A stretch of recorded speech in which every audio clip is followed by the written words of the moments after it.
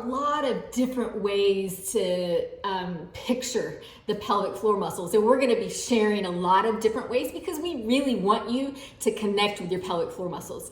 I think one of the easiest ways is to think about your pelvic floor muscles kind of being like a hammock at the base of your pelvis. And so this would be your pubic bone in the front and the tailbone in the back. Here's the bladder, the uterus, and the rectum. This is that same side view of the Barbie cut in half. All right, so we're looking at the right internal organs. And then the pelvic floor muscles are here. They attach in the front and they go to the back. So they're like that hammock supporting those organs. Here is this right side view of a person with female anatomy again. That's the pubic bone in the front and the tailbone in the back and the spine. Here's the bladder and the urethral canal for urine, the uterus and the vaginal canal, the rectum and the anal canal. And this is one part of the clitoris, which is very important for female sexual function. The pelvic floor muscles attach right here at the pubic bone and they stretch back to the tailbone in the back, just like that hammock that we saw in the prior slide. The pelvic floor muscles really are like this muscular shelf that helps to hold up the pelvic organs to prevent them from falling. When the pelvic floor muscles contract, the canals close. Each one of these canals close. That's also known as a Kegel. So let's watch what happens when the pelvic floor muscles contract. So the muscles are squeezing and those canals are closing. And then when the muscles relax, the canals open. This is one of my favorite animations because I think it really helps to connect you with your pelvic floor muscles and your pelvic organs and what they do. So let's watch that animation again. So the pelvic floor muscles are contracting and lifting and those canals close. The pelvic floor muscles relax and drop. The canals open. Now we're going to look at the pelvic floor muscles from a different view. We're going to look at them from below. So here's Barbie again, and let's imagine that we're looking into her pelvis from below, like we're at her feet and we're looking in below. That's the same view here. Here is the pubic bone on top, the buttocks on the bottom, and then these would be the inner thighs. The external female genitals are called the vulva. The vulva includes this area here. So here are the outer lips. That's called the labia majora. And then here are the inner lips. And that's called the labia minora.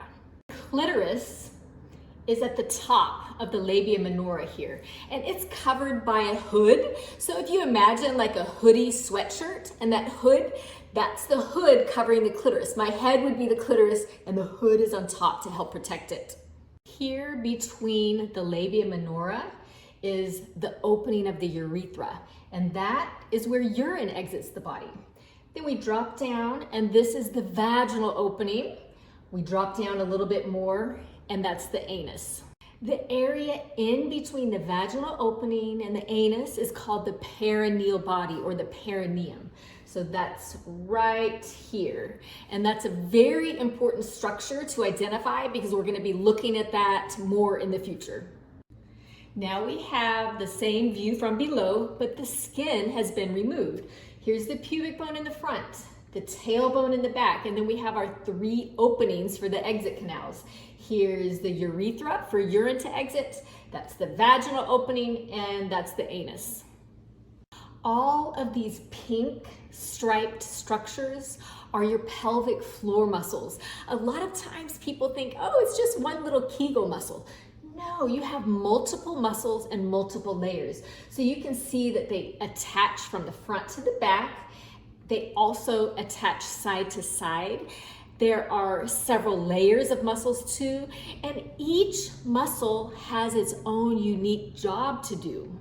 Here's another view from below. I think it helps to see the 3D dimensions a little bit on the pelvic model. So this is the pubic bone and the tailbone. Now we're looking at the anatomy from below. It's the same view.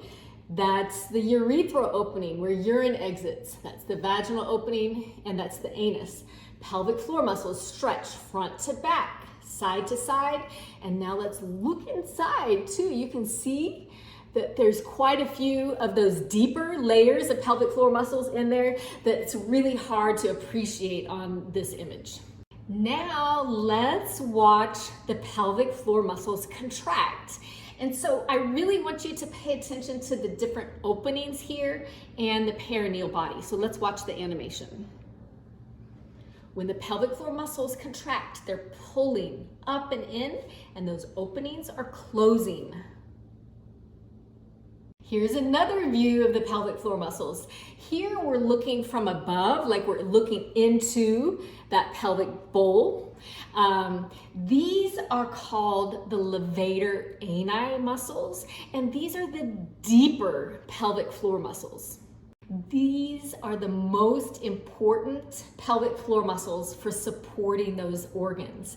They're called the levator ani group of muscles because when they contract, they lift the anus. So levator ani, kind of like an elevator. So they're lifting the anus when they contract.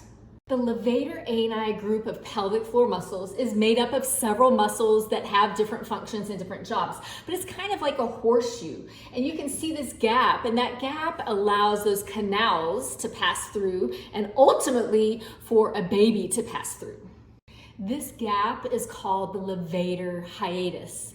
And when the pelvic floor muscles contract, that hiatus gets smaller. Let's look at the levator hiatus on our actual pelvic model here. So I actually removed part of the pelvic floor here. So you have the pelvic floor muscles in there, and that's that levator gap. And let's take it out and look at it. So that's the levator gap, and here are the pelvic floor muscles. So if the gap is wider, that's what it would look like. And if the gap is smaller, that's what it would look like. So the levator hiatus is what that's called. Here's our side view again of the pelvic floor muscles. So really, the pelvic floor muscles are like this hammock with a gap in the middle.